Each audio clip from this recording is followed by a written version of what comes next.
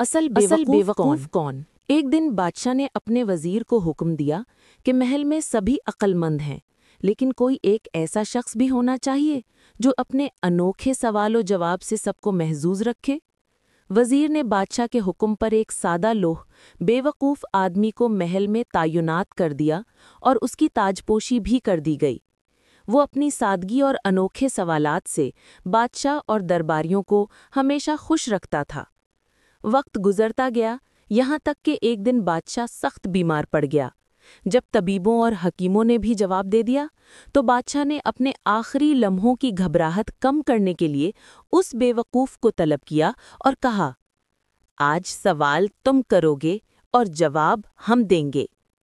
بیوقوف نے پہلا سوال کیا، جناب بادشاہ سلامت، آپ اپنی موت کے بعد کہاں جائیں گے؟ بادشاہ نے جواب دیا، اپنے مالک کے پاس۔ بیوقوف نے دوسرا سوال کیا، وہاں آپ کتنے دن قیام کریں گے؟ بادشاہ مسکرا کر کہا، ہمیشہ ہمیشہ کے لیے۔ بیوقوف نے تیسرا سوال کیا، پھر یقیناً آپ نے وہاں قیام و طعام اور آرام کے لیے خوب انتظام کر لیا ہوگا؟ یہ سن کر بادشاہ کا چہرہ اچانک سنجیدہ ہو گیا۔ اس نے دھیرے سے جواب دیا، نہیں، میں نے تو کوئی انتظام نہیں کیا۔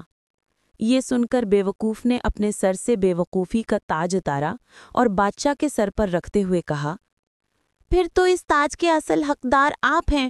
جہاں چند دن کے لیے رہنا تھا وہاں اتنی بڑی سلطنت بنا لی، اور جہاں ہمیشہ رہنا تھا وہاں کے لیے کچھ بھی انتظام نہ کیا۔ دنیا کا بادشاہ اپنی سلطنت اور شان و شوکت میں ڈوبا رہا، لیکن جب موت کا وقت قریب آیا تو اسے احساس ہوا کہ اس نے اصل زندگی یعنی آخرت کے لیے کچھ تیاری ہی نہیں کی۔ جہاں چند دن کے لیے رہنا تھا وہاں محلات، خزانے اور لشکر بنا لیے، اور جہاں ہمیشہ ہمیشہ کے لیے رہنا تھا وہاں کے لیے کچھ بھی انتظام نہ کیا۔ سبق: ہم سب کو سوچنا چاہیے کہ ہم نے اپنی اصل منزل یعنی آخرت کے لیے کیا تیاری کی ہے۔